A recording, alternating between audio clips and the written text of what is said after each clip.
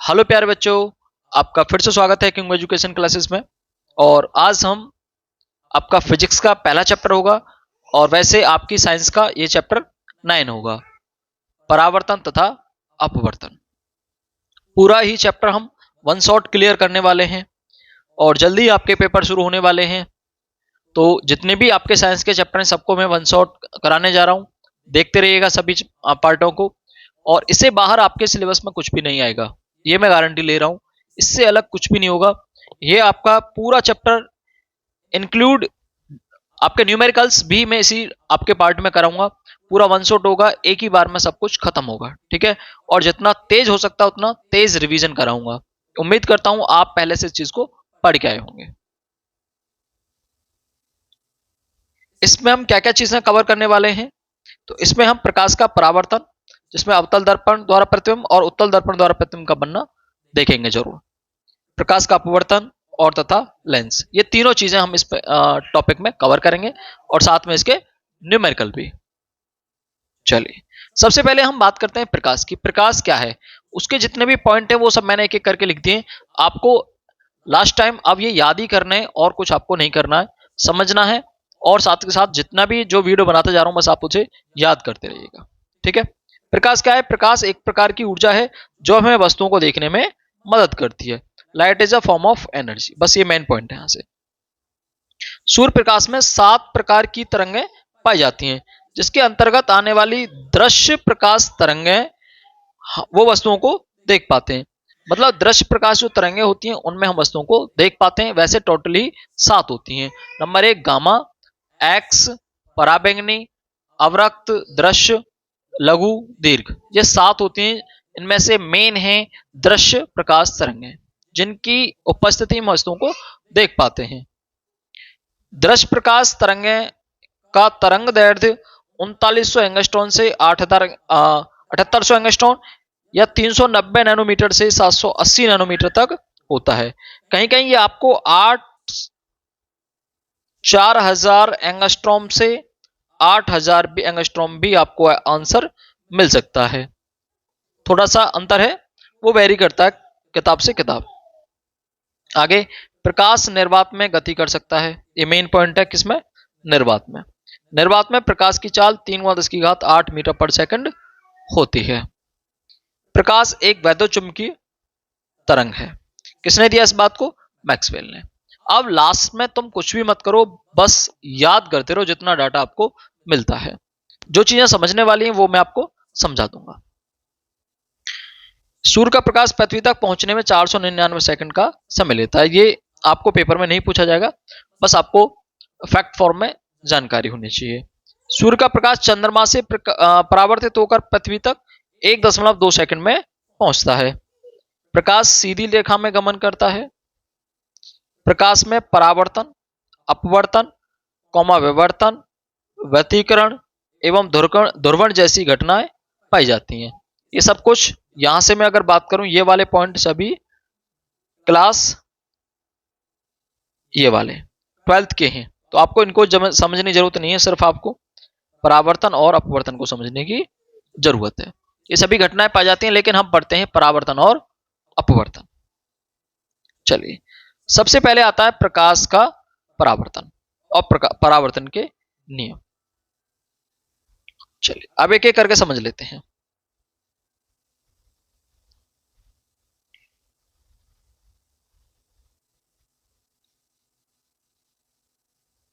पहला है परावर्तन। परावर्तन किसे कहते हैं,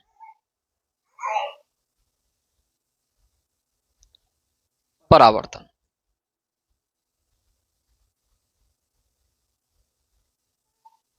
चिकने या पॉलिशदार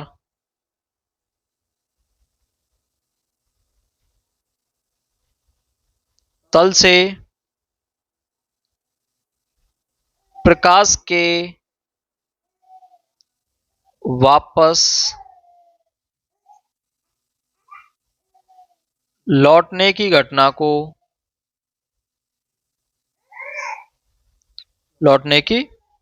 को प्रकाश का परावर्तन कहते हैं।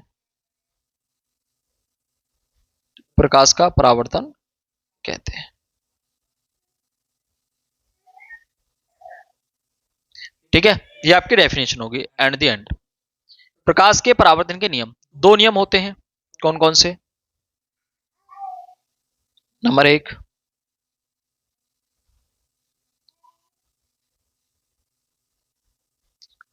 आपतित किरण,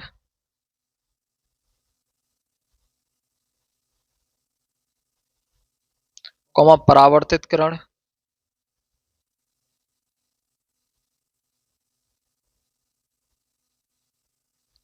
तथा आपतन बिंदु पर अविलंब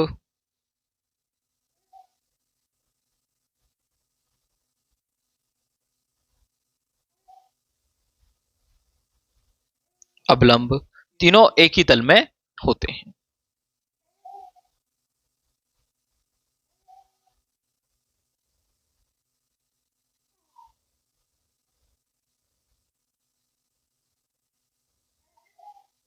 ये डायग्राम है, ये डायग्राम आप समझ लीजिए।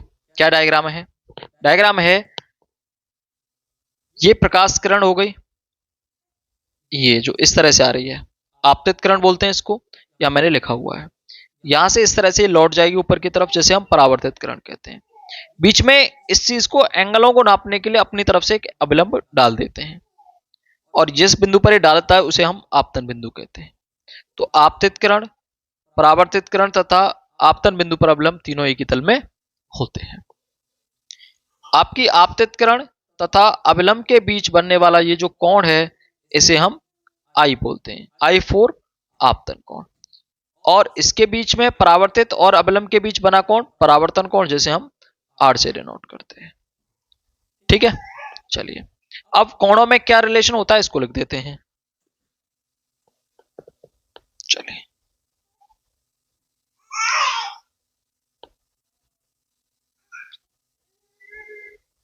क्वेश्चन इसका दूसरा पॉइंट, आपतन कोण तथा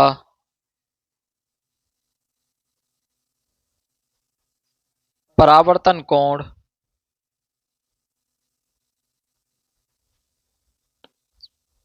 बराबर होते हैं।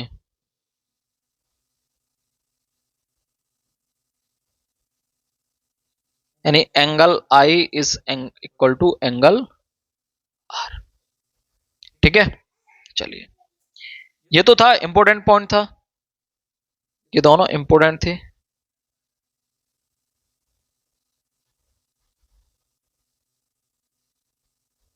अच्छा, कलर दिख नहीं रहा इस पे।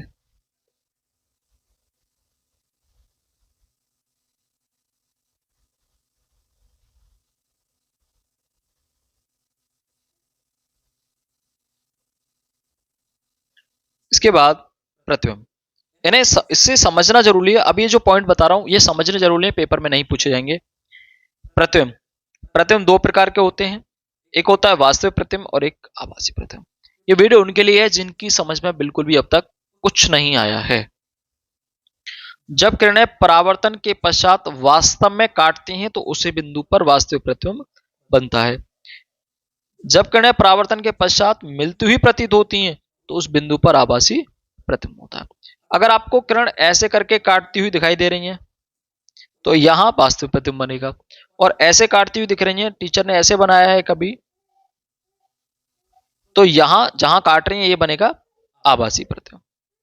ठीक है, दर्पण, जब किसी कांच की प्लेट या खोखले गोले के एक तरफ पॉलिश कर दी जाती है तब दर्पण बन जाता है। मैंने बोला डेफिनेशन पेपर में नहीं पूछी जाएगी।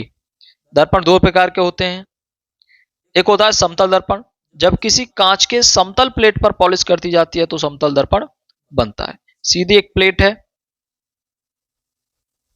इस पे एक साइड पॉलिश कर दो तो ये बनेगा आपका समतल दर्पण। गोली दर्पण क्या है? जब किसी कांच के खोखले गोले को काटकर उसके एक भाग में पॉलिश कर दी जाती है तब गोली दर्पण बनते हैं।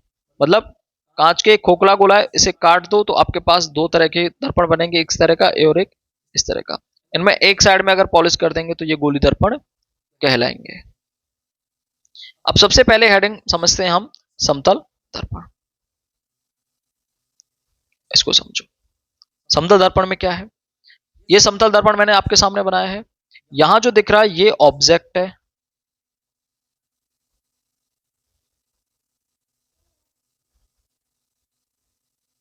ये आपका ऑब्जेक्ट है, और ये जो आगे बन रही है आपकी इमेज है। ठीक है, तो इसमें मेन चीज क्या रहती है, मेन चीज समझने वाला पॉइंट ये है कि यहां देखो, इधर राइट साइड में देखो, ऑब्जेक्ट की जो हाइट है और यहां आपकी इमेज की हाइट है, ये दोनों बराबर है। अर्थात पहला point, height of image is equal to height of object. Object मतलब वस्तु का आकार और प्रतिबिंब का आकार बराबर होते हैं। फिर दूसरा देखो कि नीचे से जितनी दूरी पर यह है उतनी दूरी पर यह है, यानी वस्तु की दूरी और प्रतिबिंब की दूरी आपस में बराबर होती है। वस्तु की दूरी को हम u से डिनोट करते हैं और प्रतिबिंब की दूरी को v से, तो ये आपस में दोनों बराबर होते हैं। दूसरा पॉइंट ये हो गया आपका। तीसरा, यहां देखो डॉटेड लाइन दिखाई गई है आपको, और नीचे भी डॉटेड लाइन दिखाई गई है, तब इस प्रतिबिंब का निर्माण हुआ, तो इसका मतलब ये कैसा होगा, आभासी प्रतिबिंब होगा। तीसरा पॉइंट है इसमें आभासी व सीधा प्रतिबिंब बनता है। ठीक है, चलिए अब इसके कुछ पॉइंट देखो। यहां देखो, इसमें समतल दर्पण में हमेशा आभासी तथा सीधे प्रतिबिंब बनते हैं, इसके बारे में हमने अभी बात कर ली, जो आकार में वस्तु के बराबर होते हैं, यही बात हमने कर ली। अगला पॉइंट, समतल दर्पण में प्रतिबिंब की दूरी दर्पण से वस्तु की दूरी के बराबर होती है, अर्थात v इक्वल टू u, ये भी हमने पीछे बात कर ली है। अगला पॉइंट, समतल दर्पण में पार्श्विक उल्टे प्रतिबिंब बनते हैं। देखो मैंने बोला प्रतिबिंब बनता है सीधा, पर पार्श्विक उल्टे का क्या मतलब है, पार्श्विक उल्टे का मतलब यह है कि अगर आप देखो इसमें, तुम दर्पण में अगर कहीं भी देखोगे तो जब दर्पण में सामने देखते हैं तो आपका राइट हैंड दर्पण में सामने से लेफ्ट हैंड दिखाई देता है, उसे बोलते हैं पार्श्विक उल्टा। जैसे यहां एक दर्पण मैंने बनाया है, अगर बी इस तरह से बनाओगे तो उसमें बी बनेगा इस तरह से, लेकिन इस तरह का उल्टा नहीं बनता। जैसे हमने ए बनाया तो ये ऐसे ए नहीं बनेगा, इस तरह का नहीं बनता है, इसे उल्टा बोलते हैं। ये पार्श्विक उल्टा है जो ऐसे ऐसे बनता है, और एक उल्टा ऐसे सीधी पेन है और वो ऐसे बन जाए, एक उल्टा ये है और एक उल्टा ऐसे का ऐसे बन जाए, तो ये पार्श्विक उल्टा बोला जाता है। तो ये पार्श्विक उल्टा प्रतिबिंब बनता है। अगला पॉइंट, समतल दर्पण में वस्तु का पूरा प्रतिबिंब देखने के लिए दर्पण की लंबाई वस्तु की लंबाई की आधी होनी चाहिए। यानी कि आप 10 फीट के हैं, 5 फीट के हैं, तो आपको सामने से या तो 5 फीट का, 10 फीट के हैं तो, और 5 फीट के हैं तो 2.5 फीट का दर्पण चाहिए होगा पूरा प्रतिबिंब देखने के लिए। ये मोस्ट इंपोर्टेंट है। समतल दर्पण की फोकस दूरी अनंत होती है, एक नंबर पे सीधा पूछा जाता है। ये भी मोस्ट इंपोर्टेंट है। समतल दर्पण की रेखा रेखीय आवर्धन +1 होता है। दोनों पॉइंट लिख लेना, याद कर लेना, दोनों ही इंपोर्टेंट है। आगे, ये जो दो गोली दर्पण हैं ये कितने प्रकार के होते हैं, 2 प्रकार के होते हैं। नंबर 1 अवतल, नंबर 2 उत्तल। अवतल किस तरह के होंगे, देखो ये 2 तरह के होते हैं, क्योंकि एक खोखले गोले को काट के बनाए गए हैं। एक तो इस तरह का सी होगा और एक इस तरह का सी होगा।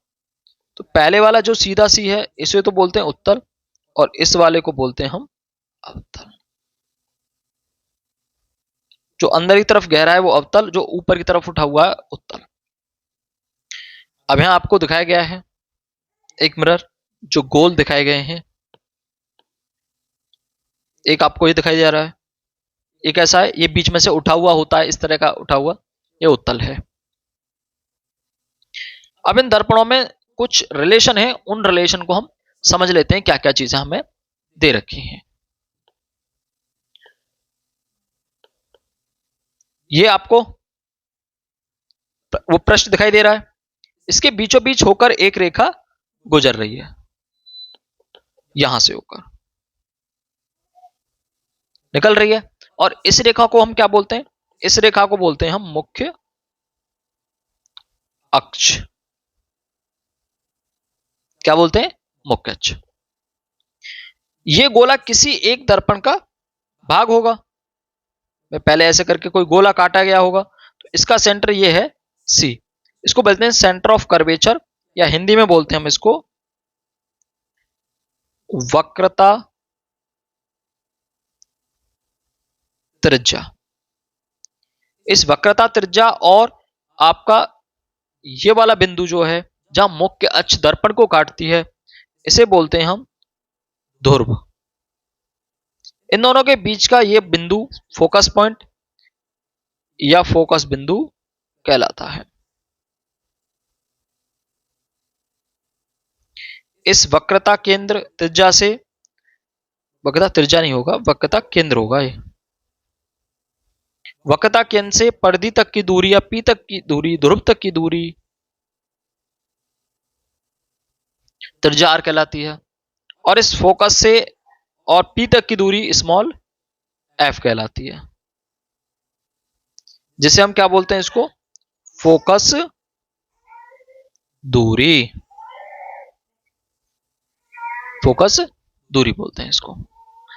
ठीक है, चलिए अब दर्पण से संबंधित कुछ परिभाषाएं जो कि पेपर में बहुत कम पूछी जाती हैं, रेयर पूछ ली जाती हैं पर बहुत कम, जिन्हें तुम समझ लो। दर्पण का ध्रुव, मैंने दर्पण के ध्रुव में अभी बात की कि मुख्य अक्ष दर्पण को जिस बिंदु पर काट रही है वो ध्रुव है।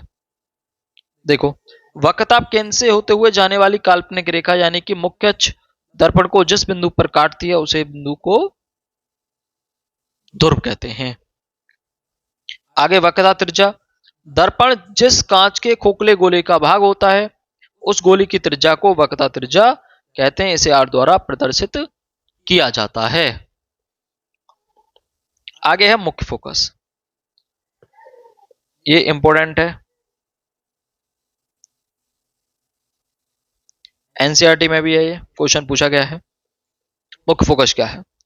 मुख्य फोकस है आपका दर्पण की मुख्य समांतर जाने वाली किरणें परावर्तन के पश्चात जिस बिंदु पर मिलती हैं उस बिंदु को फोकस कहते हैं। इसे एफ द्वारा प्रदर्शित करते हैं। समझो इसको,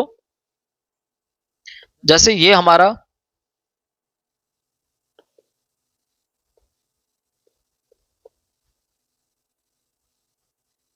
ये मुख्य अक्ष, अगर समांतर रेखा इस तरह से जो जाती हैं, ये जो समांतर रेखा जाती हैं, यहां कहीं आपका ये सी होगा और यहां कहीं एफ होगा, तो ये समांतर जाने वाली किरणें टकराने के बाद ऐसे निकल जाएंगी, ये ऐसे निकल जाएगी, तो इसको बोलते हैं फोकस बिंदु एफ। तो अब देखो, समांतर जाने वाली जो दोनों किरणें हैं वो टकराने के बाद फिर एक बिंदु पर मिल रही हैं जिसे बोल रहे हैं फोकस बिंदु। तो हम इसकी परिभाषा कैसे देंगे? मुख्य अक्ष पर स्थित वह बिंदु जिस पर समांतर आने वाली किरणें परावर्तन के पश्चात आकर मिलती हैं। फोकस दूरी क्या है? फोकस दूरी सिंपल है, आपके फोकस बिंदु से ध्रुव तक के बीच की दूरी फोकस दूरी कहलाती है। ठीक है, चलिए आगे समझने हैं प्रतिबिंब बनाने के नियम, कि प्रतिबिंब बनाने के क्या नियम है। पहला नियम देखो, पहला नियम क्या कहता है? पहला नियम ये कहता है कि ये आपका सी हो गया, मुख्य अक्ष हो गया, ये एफ हो गया, तो समांतर आने वाली किरणें हमने भी बात की थी, टकराने के बाद एफ से होकर जाती हैं। पहला नियम। दूसरा नियम देखो, ये दर्पण में उसमें देखो, उत्तल दर्पण में समांतर आ रही है, तो ये अंदर तो जा नहीं सकती है एफ तक टकराने के लिए, यहां क्या होगा, ये वापस की तरफ में इसे भेज देंगे। ठीक है, तीसरा देखो, दूसरा नियम देखो, ये तो दोनों एक अवतल में एक उत्तल में थे। अगर देखो कोई किरण सी से होकर जा रही है तो वो सी पर जाती है, वापस लौट के सी से आ जाती है, चाहे ऐसे करके जा रही होती सी से तो भी क्या करते, आगे जाती फिर वापस लौट के आ जाती। तो सी से जाने वाली किरण में कोई भी परावर्तन अपवर्तन देखने को नहीं मिलता। इसे हम उत्तल में भी देख सकते हैं। तो देखो, ये सी की तरफ आ रही है, पार तो निकल नहीं सकती है, वैसे आने वाले पर कहां तक आती है, सी से आती, वापस फिर हमने इसको ऐसे करके वापस लौटा दिया है। तो दो नियम हुए। देखो, पहला नियम तो ये है, दूसरा नियम ये है। तीसरा नियम ये है आपका, ये कहता है कि अगर कोई किरण F से होकर जा रही है तो टकराने के बाद वापस समांतर हो जाती है। जस्ट पहले नियम का उल्टा है। पहले नियम होता है कि समांतर आने वाली किरणें मुख्य अक्ष से होकर जाती हैं, ये कहता है कि मुख्य अक्ष से आने वाली किरणें समांतर हो जाती हैं। अगर किरण हम ऐसे डाल रहे होते F से तो टकराने के बाद ऐसे हो जाती है। ठीक है, ओके।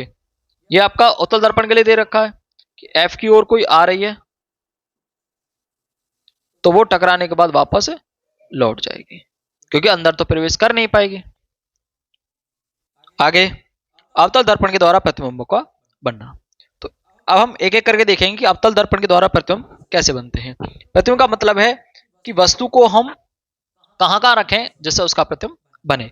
तो इस तरह से यहां 6 जगह, यानी कि 6 प्लेस पे वस्तु को रखने पर हमारे अलग अलग प्रतिबिंब बन सकते हैं। देखो यहां कहीं इसका C होगा और यहां कहीं F होगा। तो हम ऑब्जेक्ट को कहां रख सकते हैं, एक बार यहां इन्फिनिटी पे रख सकते हैं, फिर इन्फिनिटी और C के बीच में रख सकते हैं, 2 केस। फिर C पे रख सकते हैं, फिर C और F के बीच में रख सकते हैं, फिर F पे, फिर F और P के बीच में। तो हमारे पास टोटल 1 2 3 4 5 6 केस हो सकते हैं, जिनमें से पहले 5 केस में वास्तविक प्रतिबिंब बनेगा और लास्ट वाले छठे केस में आभासी प्रतिबिंब बनेगा। ये मैं आपको पहले ही बता के चल रहा हूं, आप सीधा अपने माइंड में बना के रखो कि पहले 5 में वास्तविक और लास्ट के में आभासी बनता है। एक एक करके देखते हैं। सबसे पहला केस है हमारा, जब वस्तु अनंत पर रखी हो। अनंत पर रखी हो तो उसका डायग्राम कैसे बनेगा। देखो ये जो डायग्राम बनाने हैं आपको अपने प्रकाल और पैमाने की मदद से बनाने हैं, वरना गलत हो जाएंगे। तो ये आपके पास दर्पण हो गया अवतल, और ये मुख्य अक्ष हो गई। यहां इसका सॉरी ये सी वाला, अच्छा अच्छा अच्छा, ये मिस्टेक से गलत लग गया है, ये गलत लग गया है। तो इसको चलो मैं काट के बना देता हूं, कोई नहीं, इसको हम डिलीट करते हैं, हम खुद भी बना सकते हैं।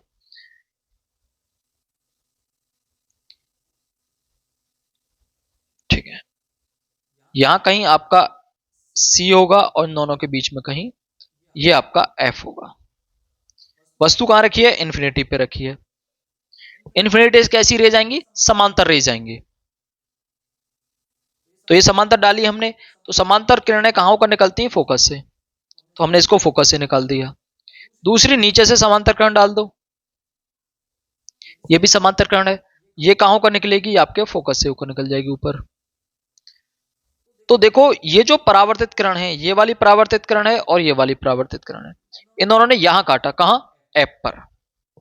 तो आपका प्रतिबिंब कहां बनेगा, F पर बनेगा। मैं लिख देता हूं, प्रतिबिंब F पर बनेगा।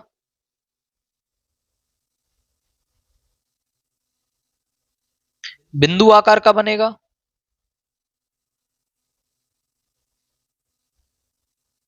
और वास्तविक बनेगा, वास्तविक के साथ बनेगा उल्टा। क्लियर। चलिए, जब वस्तु अनंत और C के बीच में हो, एक स्टेप आगे की तरफ बढ़ते हुए चले जाओ।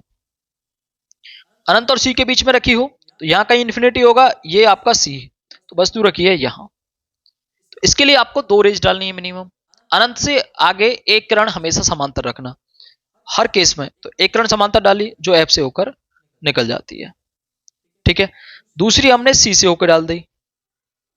तो ये वाली परावर्तित और ये वाली दोनों ने कहां काटा, यहां। और ये कौन सा पॉइंट है, देखो ये C और F के बीच का केंद्र है यहां।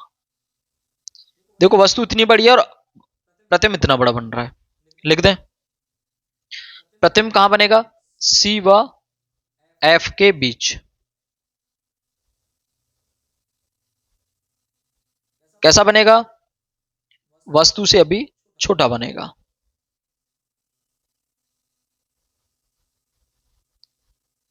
वास्तविक बनेगा और वास्तविक के साथ उल्टा बनेगा, ठीक है।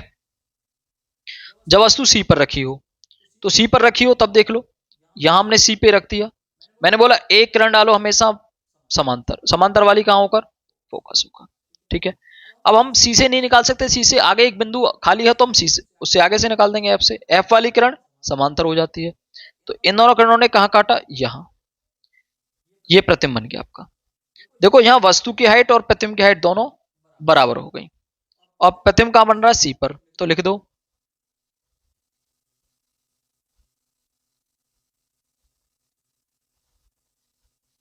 सी पर बनेगा।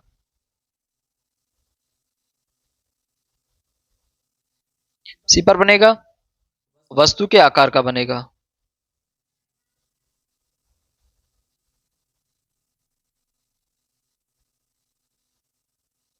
वस्तु के आकार का बनेगा और वास्तविक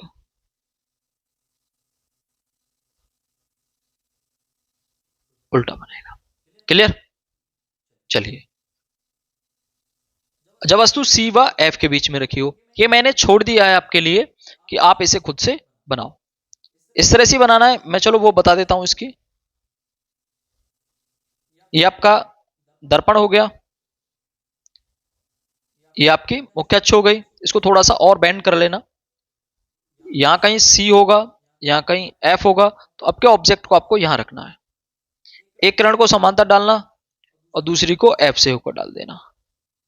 ठीक है, खुद से बनाओगे। मैंने किरण तो डाली थी, बस आपको परावर्तित करना है और ये काट के देना है आपको। जब वस्तु एफ पर रखी हो, ये थोड़ा सा ऐसा था कि जिसमें आपको आगे ये पता नहीं रहता कि दूसरी किरण को कहां से डालेंगे। एक तो मैं बोलता हूं, एक तो समांतर डालो, तो समांतर वाली क्या होगी, समांतर वाली जाएगी एफ से होकर। इसमें थोड़ी सी मिस्टेक हो गई है, इसमें थोड़ी सी मिस्टेक हो गई है, ये भी फिर से मुझे बनाना पड़ेगा। चलो कोई नहीं, क्योंकि इसमें डायग्राम ही गलत है पूरा। चलो मैं बना देता हूं।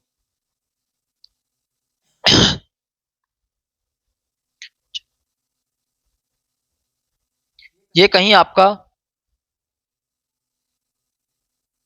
सी हो गया, मिडिल में कहीं एफ हो गया। वस्तु कहां रखनी है, एफ पर रखनी है। एफ पर क्या होगा, समांतर जाने वाली किरणें हमेशा कहां से निकलती हैं, फोकस से। फोकस से निकाल दो। क्लियर। अब आपके पास दूसरी किरण कहां से डालें, यही ऑप्शन नहीं है, तो दूसरी किरण डालो आप अपने सी से। तो सी से कैसे डालेंगे, सी पे जाएगी और वापस सी पे लौट आएगी।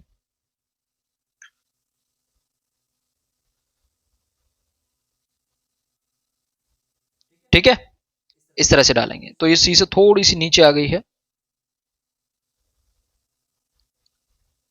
अब थोड़ी सी ऊपर चली गई है, कोई नहीं। पर यहां एक चीज देखो, ये दोनों रेज सॉरी, दोनों रेज आपस में पैरेलल हैं। पैरेलल है तो ये कहां पे जाके काटेंगी, यहां ये कहीं इन्फिनिटी पे जाके बने काटेंगी, तो इसका मतलब आपका प्रतिबिंब भी इन्फिनिटी पे बनेगा और बहुत बड़ा बनेगा। तो मैं लिख देता हूं प्रतिबिंब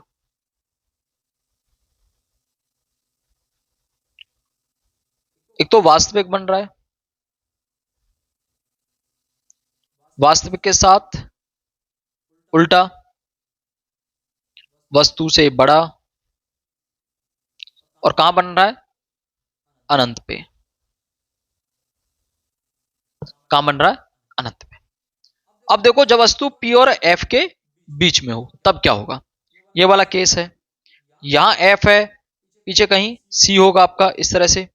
तो अब ये देखो एफ और पी के बीच में हो तो क्या करना है, ये आपका पी हो गया, यहां वस्तु रख दी। तो पहला क्या कहता है, इसमें भी देखो ये इसने बिल्कुल ही गलत बनाया है। ये मैंने तब देखे नहीं थे, मैंने ऐसे ही कट करके रख दिए हैं, पर ये भी डायग्राम बिल्कुल भी गलत है। ये भी ऑनलाइन लिया गया ग्राफ है जो गलत है, क्योंकि दोनों रेज ऐसे करके डाल रखी बनेंगे नहीं। चलो इसको भी काट देते हैं, इन्हें लगाने का भी कोई फायदा नहीं रहा जब खुद ही बनाने थे तो। चलिए,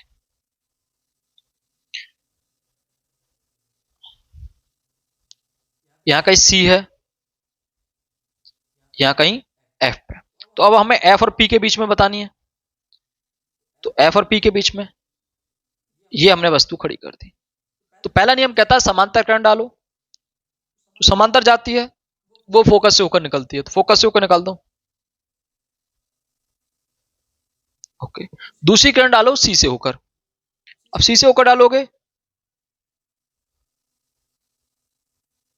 ये डाल दी, सी वाली सीधी जाएगी और वापस लौट के आ जाएगी।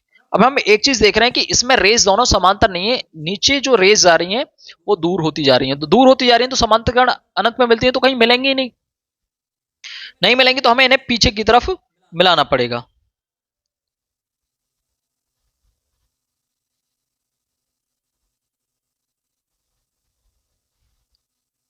पीछे की तरफ हमें मिलाना पड़ेगा और डॉटेड लाइन से मिटाना पड़ेगा। ठीक है, तो ये वाली लाइन डॉट करके बनानी है तुम्हें। इनका प्रतिबिंब कहां बन रहा है, यहां पीछे की तरफ।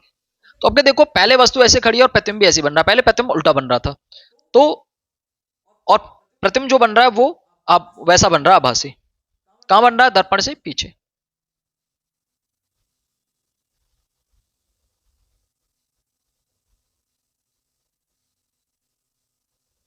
दर्पण से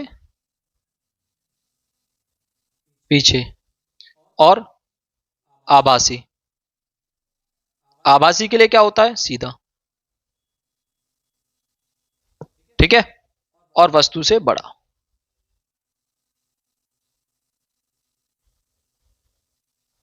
और ये इंपॉर्टेंट केस है, ध्यान रख लेना। अब देखो ये मैंने एक डायग्राम लगाया है आपके लिए, एक चित्र बनाया है, इससे आप ये चीज समझ सकते हैं कि जो प्रतिबिंब है वो एक बार में हम रिवाइज कर सकते हैं कि हमने कहां कहां बनाया है। पहला देखो, जब वस्तु अनंत पर रखी हो तो प्रतिबिंब बनता है आपका फोकस पे। दूसरा देखो, जब वस्तु फोकस पे रखी हो तो प्रतिबिंब बनता है अनंत पर। ये जस्ट एक दूसरे के उल्टे, ध्यान रख लेना। अनंत पे प्रतिबिंब है तो वस्तु, वो अनंत पे वस्तु है तो प्रतिबिंब फोकस पे, और फोकस पे वस्तु हो तो अंतिम प्रतिबिंब अनंत पे। वास्तविक पहले उल्टा, वास्तविक उल्टा, वास्तविक उल्टा, वास्तविक उल्टा, वास्तविक उल्टा। पहले 5 केस में वास्तविक और उल्टा, लास्ट वाले में आभासी और सीधा। ठीक है, चलिए जैसे जैसे आप आगे बढ़ते गए पॉइंटों में आपका प्रतिबिंब पीछे की तरफ हटता आया। सबसे पहला प्रतिबिंब देखो, जब वस्तु अनंत पे थी सबसे पहला प्रतिबिंब एफ पर बना। जैसे आप यहां आए प्रतिबिंब आपका ये सी था तो प्रतिबिंब यहां आ गया। जैसे आप सी पर आए प्रतिबिंब पीछे की तरफ सी पर आ गया। फिर आप सी और एफ के बीच में पहुंचे तो प्रतिबिंब यहां आ गया। फिर एफ पर पहुंचे तो प्रतिबिंब अनंत पर आ गया। जितने स्टेप आगे बढ़े प्रतिबिंब पीछे की तरफ हटता आया। ये रिवाइज के लिए था आपके। एक मिनट, एक मिनट देना मुझे, थोड़ा सा आगे पीछे हो गया है।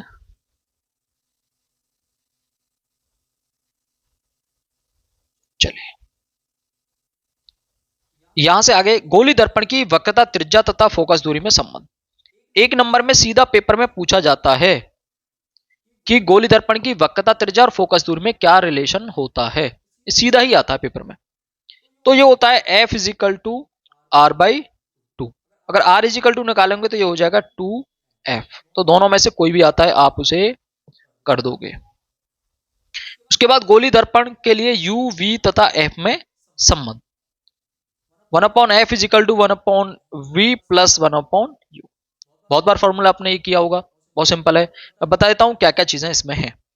f जो है वो दर्पण की फोकस दूरी है, v प्रतिबिंब की दर्पण से दूरी है, u वस्तु की दर्पण से दूरी है। v प्रतिबिंब की दूरी, u वस्तु की दूरी। ये बात बहुत खास है, आप ये लिख लेना। f जो है अवतल दर्पण के लिए ऋणात्मक लेना, f उत्तल दर्पण के लिए धनात्मक लेना, और u जब रखो हमेशा कैसा लेना है, नेगेटिव लेना है। ठीक है, और एक बात समझ लो, आपने ये पढ़ा होगा, ये आपका O होता है मूल बिंदु। मूल बिंदु से दाएं तरफ की जितनी भी दूरियां होती हैं सब पॉजिटिव, इधर नेगेटिव, ऊपर की तरफ पॉजिटिव, नीचे की तरफ नेगेटिव। तो आपको ध्यान रख लेना है जो भी मूल बिंदु से इधर वाली दूरी है वो सब पॉजिटिव लेनी है और पीछे वाली नेगेटिव। यहां मूल बिंदु का काम करेगा आपका ध्रुव P। ये ध्रुव P है। P से इधर साइड की सभी दूरियां पॉजिटिव, लेफ्ट साइड की सभी दूरियां नेगेटिव। और ऊपर की तरफ प्रतिबिंब कहीं भी बने, चाहे इधर या इधर, वो पॉजिटिव, और नीचे इधर बने या इधर, हमेशा नेगेटिव लेना है। ठीक है, अगला पॉइंट, रेखीय आवर्धन। दर्पण द्वारा बने प्रतिबिंब की लंबाई तथा वस्तु की लंबाई के अनुपात को रेखीय आवर्धन कहते हैं। सीधी सीधी परिभाषा आती है। प्रतिबिंब की लंबाई हमने हाइट ऑफ इमेज कर बोल दिया, और वस्तु की लंबाई को हमने क्या बोल दिया, हाइट ऑफ ऑब्जेक्ट। इन दोनों का अनुपात क्या कहलाता है, रेखीय आवर्धन। ये आपको याद रखना है। तो ये वन शॉट वीडियो है, पूरा ही खत्म करके हम दम लेंगे, और आपको पूरा ही देखना है एंड तक, बीच में स्किप करके मत जाना कहीं भी। ये पॉइंट है कुछ खास आपके लिए, बिल्कुल एग्जाम ओरिएंटेड जो भी है वो सब मैंने रखा हुआ है यहाँ। समतल दर्पण का रेखीय आवर्धन कितना होता है, +1। अवतल दर्पण का रेखीय आवर्धन एक भी हो सकता है और एक से कम भी हो सकता है। एक हो सकता है, एक से कम हो सकता है, और एक से ज्यादा भी हो सकता है। और उत्तल दर्पण का रेखीय आवर्धन हमेशा एक से छोटा होता है, एक से छोटा हमेशा। या तीनों केस हो सकते हैं, एक हो सकता है, एक से छोटा हो सकता है, और एक से बड़ा हो सकता है।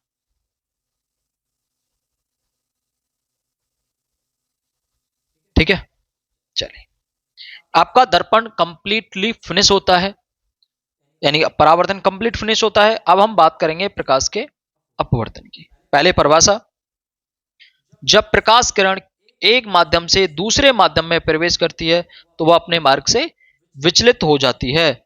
विचलित होने की यह घटना प्रकाश का अपवर्तन कहलाती है। अर्थात ये कहना क्या चाह रहा है, कहना ही चाह रहा है कि ये एक आपका पृष्ठ है, यहां एक किरण डाली जाती है, तो ये किरण सीधी निकलनी चाहिए थी, पर ये सीधे ना निकलने की बजाय या तो ऐसे जाती है या ऐसे जाती है। फर्स्ट सेकंड, ये दो रास्ते अपनाती है। तो ये क्या हो गई, अपने रास्ते से विचलित हो गई। तो विचलित हो गई तो यही घटना आपका अपवर्तन कहलाती है। अब आप अपवर्तन के नियम याद रखेंगे। पेपर में आते हैं सीधे 2 नंबर में पूछा जाता है कि अपवर्तन को समझाइए और उसके नियम भी लिखिए। आपतित किरण, अपवर्तित किरण तथा आपतन बिंदु पर अवलंब तीनों एक ही तल में होते हैं। ये परावर्तन का और अपवर्तन का सेम नियम है दोनों के लिए। ये कुछ एग्जाम्पल हैं आपके, दोनों मैंने डायग्राम बनाए हैं, आपको दिखाया है अपवर्तन के, कि अब अगर आप कोई चीज किसी द्रव में डालते हैं तो वो कुछ टेढ़ी दिखाई देती है। जैसे यहां आप इस पेंसिल को देखेंगे, यहां इस चम्मच को देखेंगे, होनी चाहिए थी ये यहां, लेकिन दिखाई दे रही है यहां। ऐसे नीचे से देख रहे हैं तो नीचे से, यही क्या है, अपवर्तन है। तारों का टिमटिमाना, यही प्रकाश के अपवर्तन का एक उदाहरण है। दूसरा नियम, मोस्ट इंपोर्टेंट नियम है, ये क्या कहता है, आपतन कोण की ज्या तथा अपवर्तन कोण की ज्या का अनुपात हमेशा नियतांक होता है। इसे स्नेल का नियम भी कहते हैं। ये डायग्राम बनाना है आपको। देखो, ये पृष्ठ हो गया, ये आपकी आपतित किरण हो गई, यहां हमने डाल दिया ये अवलंब। तो ये किरण ऊपर की तरफ थोड़ा ऐसे चली गई, ये हो गई अपवर्तित किरण, ये आपतित किरण, ये अवलंब। ऊपर माध्यम अलग अलग हो सकते हैं, ऊपर का माध्यम अलग होगा और नीचे का माध्यम अलग होगा। ठीक है, तो आपतित किरण और अवलंब के बीच बना कोण आई कहलाता है यहाँ, और अपवर्तित किरण और अवलंब के बीच बना कोण यहाँ आर कहलाता है, जिसे अपवर्तन कोण कहते हैं। बात करते हैं अपवर्तनांक की परिभाषा। जो स्नेल्स का नियम कहता है, लॉ कहता है, वही अपवर्तनांक की परिभाषा है। क्या है, आपतन कोण की ज्या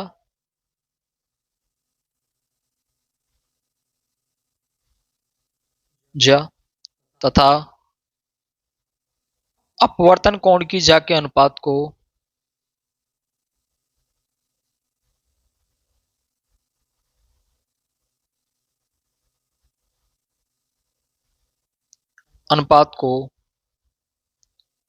अपवर्तनांक कहते हैं।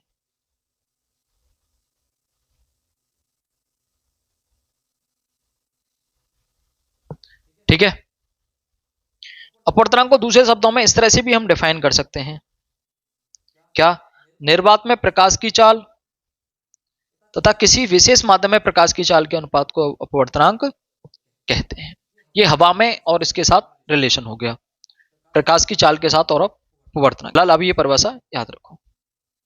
कुछ पॉइंट, बैंगनी रंग के लिए अपवर्तनांक सबसे अधिक होता है और लाल रंग के लिए अपवर्तनांक सबसे कम होता है। ये फिक्स पॉइंट है।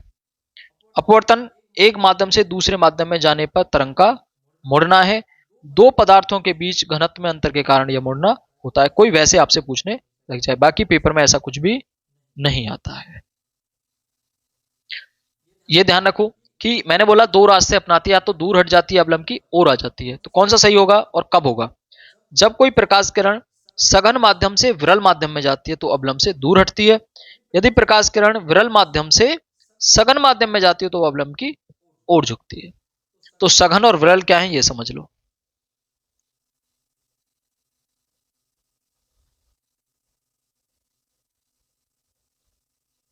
सघन और विरल माध्यम। सघन माध्यम का मतलब है कि ऐसा माध्यम जिसके कण बहुत नजदीक हो, और विरल माध्यम जिसके कण बहुत दूर हो। जैसे मैं पहले बात करूं जल और हवा की, ठीक है? तो इसमें देखो कि जल के जो पार्टिकल्स हैं वो नजदीक नजदीक हैं और हवा के दूर दूर हैं। हवा हल्की लग रही है और जल उसके कंपैरिजन में सघन है। हमेशा ये नहीं है कि जो भी मीडियम होगा हमेशा सघन होगा और हमेशा विरल होगा। वो डिपेंड करेगा वो किसके सामने कौन सा मीडियम को हम कंपैरिजन करा रहे हैं। अगर मैं बात करूं आगे कांच और जल की, तो देखो कांच जल की अपेक्षा ठोस है, सघन है और जल विरल है कांच के कंपैरिजन में। तो जल को हमने विरल की कंडीशन में रखा और कांच को सघन की में। अगर मैं हीरा और कांच की बात करूं तो फिर कांच विरल हो जाएगा हीरे के सापेक्ष। ये बात बहुत अच्छे से आप समझ गए होंगे। अच्छा, तो वो आगे भी नहीं, मैंने सोचा वो पॉइंट आगे होगा तो मैं अब यहां से आपको समझा देता हूं। ये बात समझो, अच्छे से समझाता हूं।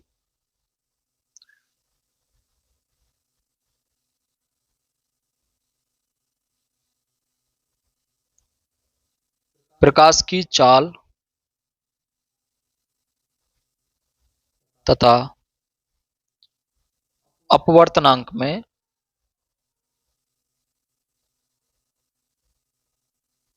संबंध, ठीक है? इसको समझ लेते हैं।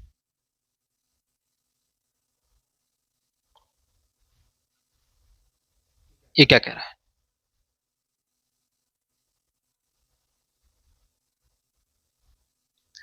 देखो एक चीज समझो कि प्रकाश की जो चाल है उस अपवर्तनांक में अधिक होगी जिसका अपवर्तनांक कम होगा, और जिसका अपवर्तनांक ज्यादा होगा उसमें प्रकाश की चाल उतनी कम होगी।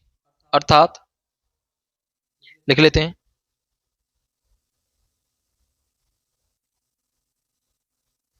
अपवर्तनांक ज्यादा तो चाल कम। ध्यान रख लेना इनमें उल्टा रिलेशन है। चाल ज्यादा तो अपवर्तनांक कम होगा शायद उसका, और अपवर्तनांक ज्यादा है तो चाल कम होगी। ठीक है? अपवर्तनांक को यहां एक चीज और समझो, पूरा वो समझा रहा हूं, यहां से सवाल आते हैं और तो कुछ आता नहीं है। तो उस सवाल को पूरा क्लियर कर पाओ इसके लिए मैं आपको समझा रहा हूं। अपवर्तनांक को एन से प्रदर्शित करते हैं,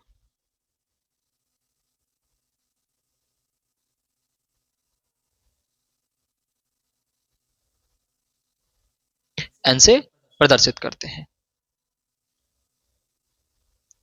अगर कहीं लिखा हुआ है 1 and 2 तो इसका मतलब क्या है?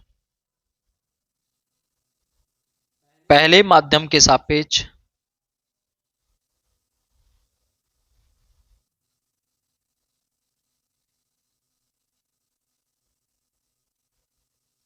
दूसरे का अपवर्तनांक,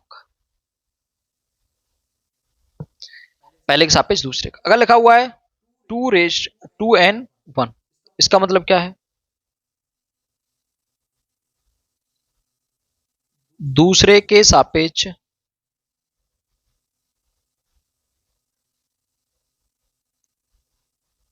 पहले का अपवर्तनांक।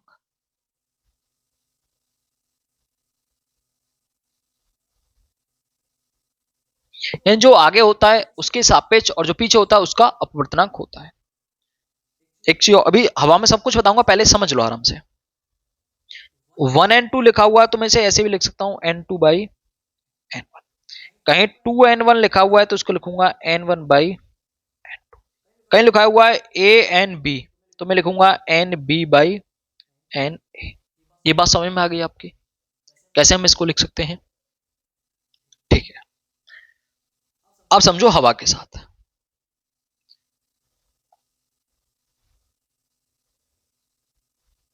हवा के साथ क्या रिलेशन है? मैंने बोला जिसका अपवर्तनांक ज्यादा उसमें प्रकाश की चाल कम, यानी n inversely proportional to v। या सीधा फॉर्मूला याद रख लेना, ये n1 है तो ये v1 होगा। मैं लिख सकता हूं n1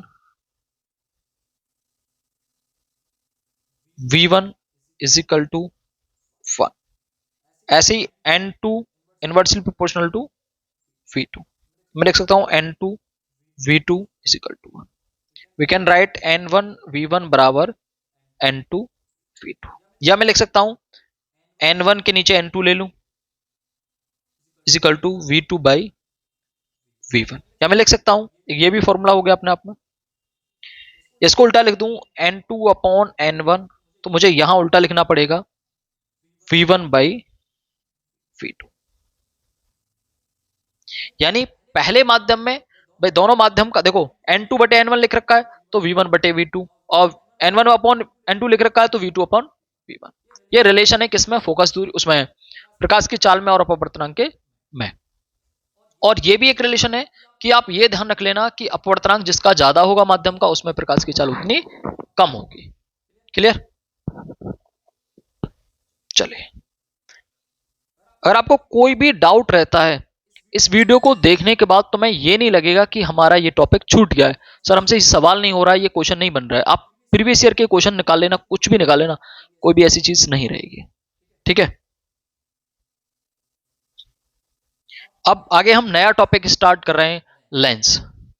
लेंस क्या है? लेंस देखो एक ऐसा माध्यम है जिसमें से पार हम देख सकते हैं। एक कांच ही होता है लेंस भी। लेंस एक ऐसा पारदर्शी माध्यम होता है जो दो गोलीय पृष्ठों से घिरा होता है। लेंस कांच, प्लास्टिक, जल आदि द्वारा बनाया जा सकता है। भाई ट्रांसपेरेंट जल भी हो सकता है, अब प्लास्टिक भी ट्रांसपेरेंट हो सकती है, उससे बनाया जा सकता है। ठीक है, आगे लेंस दो प्रकार के होते हैं, एक उत्तल लेंस और एक अवतल लेंस। हमने पढ़ा था कि अवतल पृष्ठ ज्यादा इंपॉर्टेंट होता है, ऐसे ही उत्तल लेंस ज्यादा इंपॉर्टेंट होता है। अवतल दर्पण, उत्तल लेंस। उत्तल लेंस क्या है? वह लेंस जो बीच में मोटा तथा किनारों पर पतला होता है उसे हम उत्तल लेंस कहते हैं। यह लेंस प्रकाश की किरणों को एक बिंदु पर एकत्रित करता है, इसलिए हम अपसारी लेंस भी कहते हैं। ये क्या काम करेगा? ये इकट्ठा करेगा तो अपसारी कहते हैं इसे। ये थोड़ा सा खास पॉइंट है, इसे हम अपसारी कहते हैं। यहां से एक बात लिख रहा हूं मैं,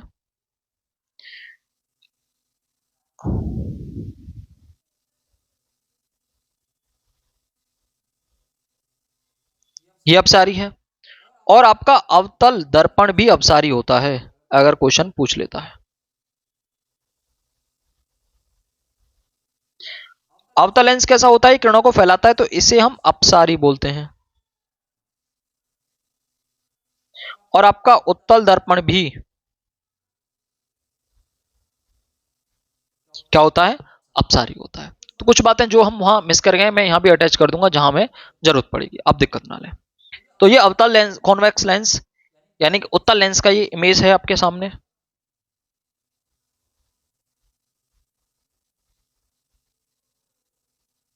जितनी भी आने वाली किरणें हैं सबको क्या कर रहा है? ये यहां पे कन्वर्ज कर रहा है।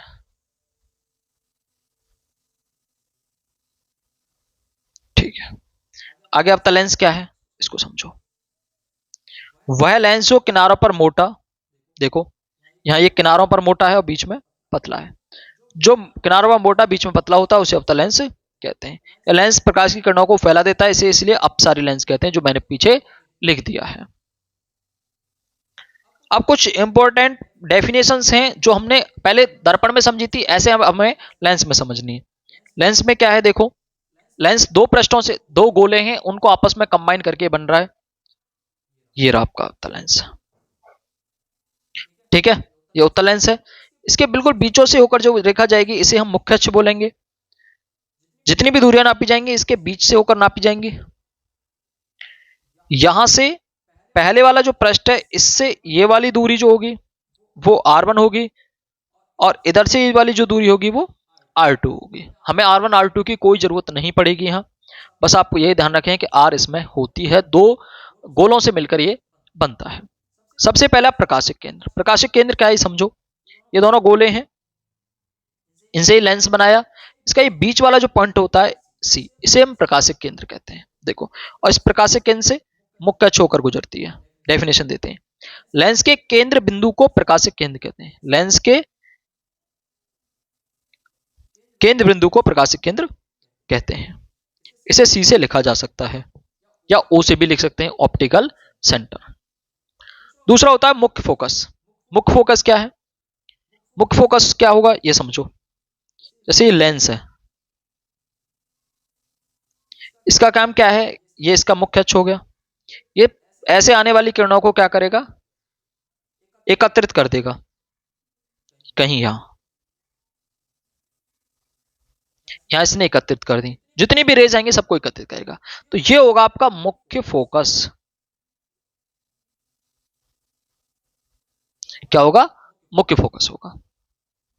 देखो इसकी डेफिनेशन, मुख्य अक्ष पर स्थित वह बिंदु जिस पर सभी आपतित किरणें मिलती हैं।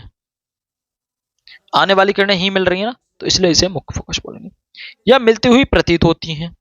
तो मिलती हुई प्रतीत होने का मतलब है कि जब हम अवतल लेंस का प्रयोग करते हैं तो उसमें ये मिलती हुई प्रतीत होती हैं। और इसे किससे डिनोट करते हैं, एफ से डिनोट करते हैं। मुख्य अक्ष क्या है, कोई लेंस जिन दो गोली पृष्ठों से मिलकर बना होता है उन लेंस के वक्रता केंद्रों को मिलाने वाली रेखा को मुख्य अक्ष कहते हैं। जितना याद कर सकते हो उतना याद करना, और जहां मैं इंपॉर्टेंट बोल रहा हूं वो तो इंपॉर्टेंट है ही, उससे आगे जितना एक्स्ट्रा याद कर ले तो वो तुम्हारे लिए बेहतर है। फोकस दूरी, इसको इंपॉर्टेंट है समझो।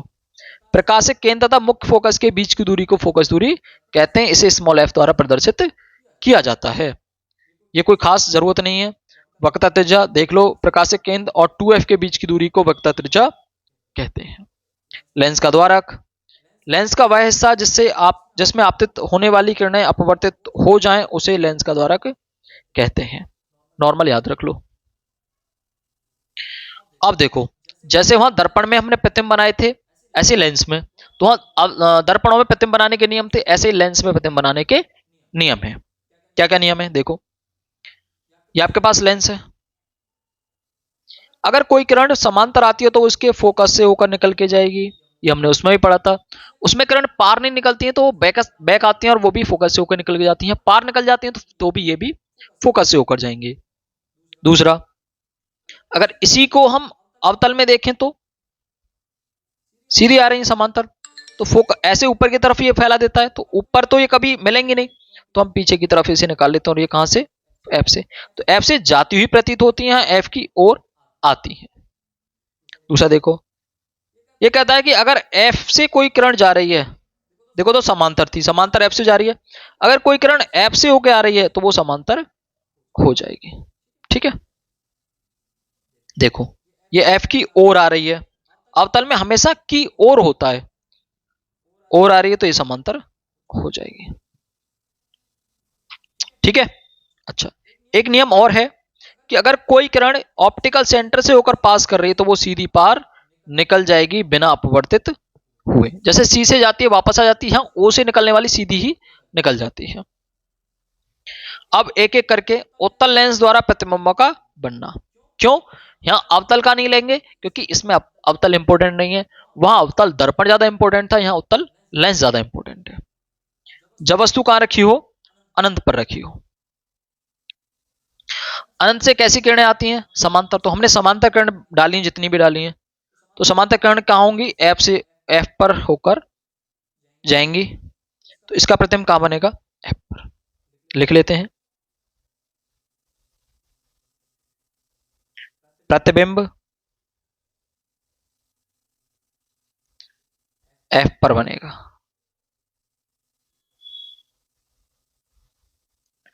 वास्तविक बनेगा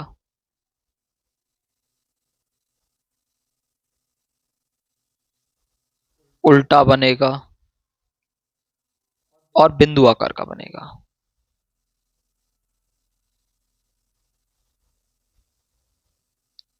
तो क्या सर यहां भी 6 केस बनते हैं? बिल्कुल, यहां भी 6 केस बनेंगे। कौन कौन से, समझ लो।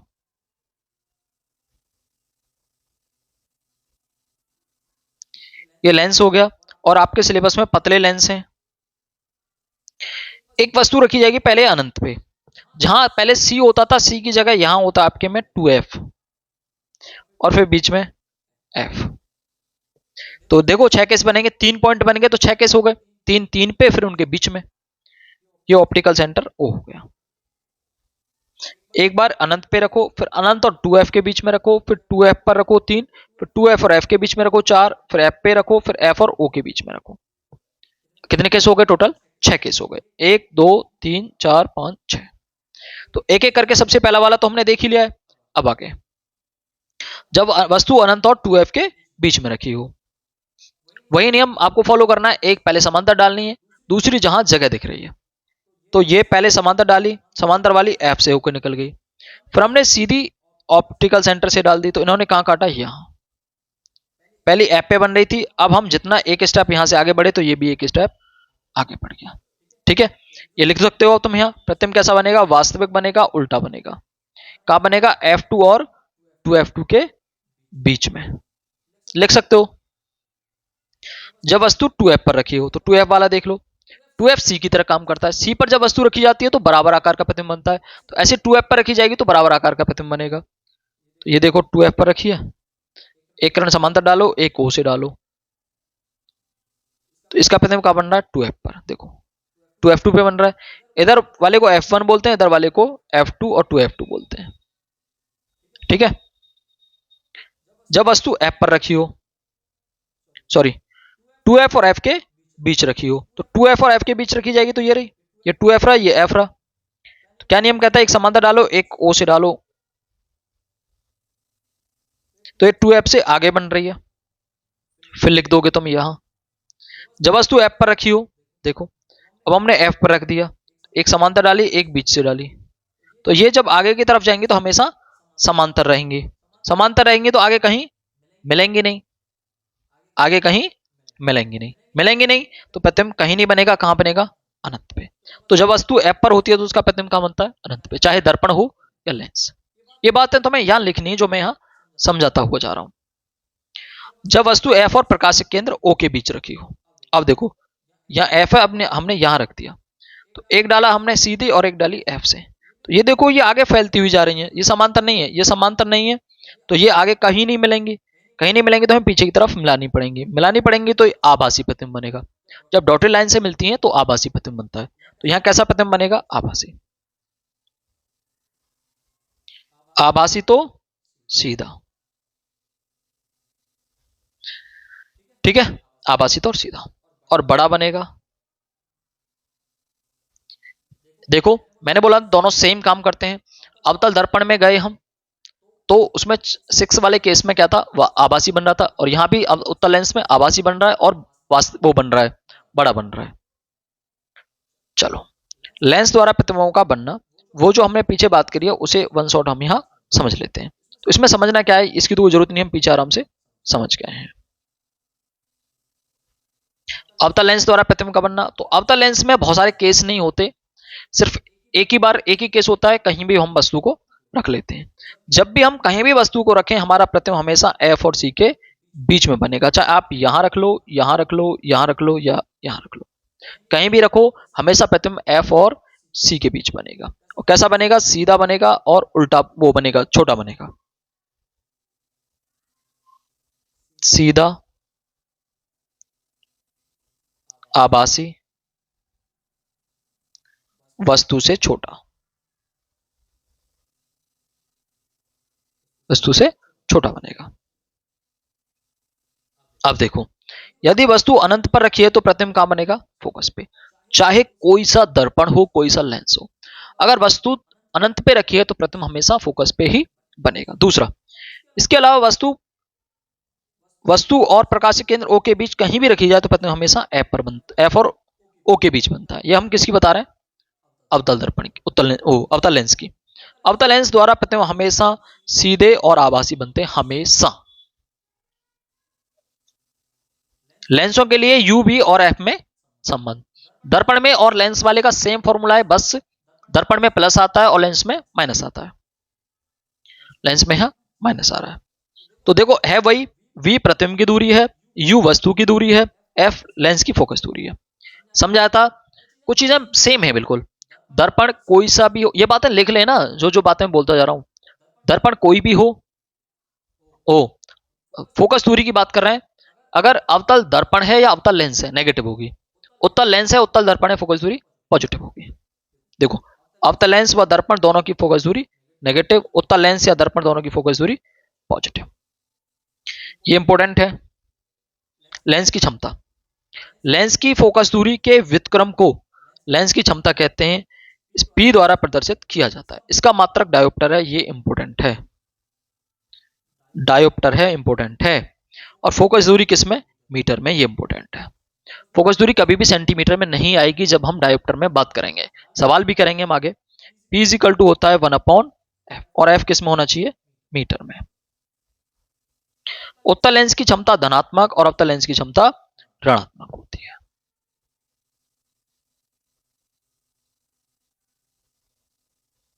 उत्तल लेंस के उपयोग क्या क्या उपयोग हैं, लिख लो। घड़ी साज के लेंस के रूप में, आंख नाक डॉक्टर के लेंस के रूप में, सूक्ष्मदर्शी या दूरदर्शी में उत्तल लेंस का प्रयोग, और दूरदृष्टि दोष के निवारण हेतु भी उत्तल लेंस का प्रयोग करते हैं। एक ट्रिक दे रहा हूं आपको, याद रखेंगे। ना वो हम आगे वैसे बात करेंगे जब हम आंख वाले चैप्टर को पढ़ेंगे। D4 दूरदृष्टि, इसके लिए उत्तल लेंस। U4 उत्तल लेंस। N4 निकट दृष्टि। A4 अवतल लेंस। ठीक है। अवतल लेंस का प्रयोग निकट दृष्टि दोष को दूर करने में किया जाता है। हमने अभी बात की दूना। रेखीय आवर्धन, जैसे लेंस दर्पण का रेखीय आवर्धन होता है, ऐसे ही लेंस का होता है। किसी लेंस द्वारा बने प्रतिबिंब की लंबाई तथा वस्तु की लंबाई के अनुपात को हम रेखीय आवर्धन कहते हैं। यानी m is equal to height of image बटे हाइट ऑफ ऑब्जेक्ट। दर्पण के लिए भी यही फॉर्मूला है और लेंस के लिए भी। इसे हम ये भी लिख सकते हैं m is equal to v upon u। ठीक है। अगर ये दर्पण के लिए होता, हम वन लिख नहीं पाए, अगर दर्पण के लिए ये वाला फॉर्मूला लिखूं तो ये होगा m is equal to minus v by u. दर्पण में माइनस आता है, इसमें प्लस आता है। आगे पॉइंट, वास्तविक प्रतिबिंबों के लिए रेखीय आवर्धन ऋणात्मक तथा आभासी प्रतिबिंबों के लिए रेखीय आवर्धन धनात्मक होता है। मतलब धनात्मक ऋणात्मक का मतलब यह है कि जब आप m की वैल्यू रखोगे, देखो हमें कैसे पता चलेगा आवर्धन दे रखा है? जब सवाल में गुना दे रखा हो तो समझ जाओ m दे रखा है। 2 गुना 3 गुना 4 गुना तो m दे रखा है। अगर वो बोल रहा है 2 गुना आभासी बनता है तो m को लेना पॉजिटिव, इधर फॉर्मूले में नेगेटिव पॉजिटिव, उससे कोई फर्क नहीं है। अगर वो बोलता है कि 2 गुना बनता है वास्तविक तो m लेना नेगेटिव। ठीक है।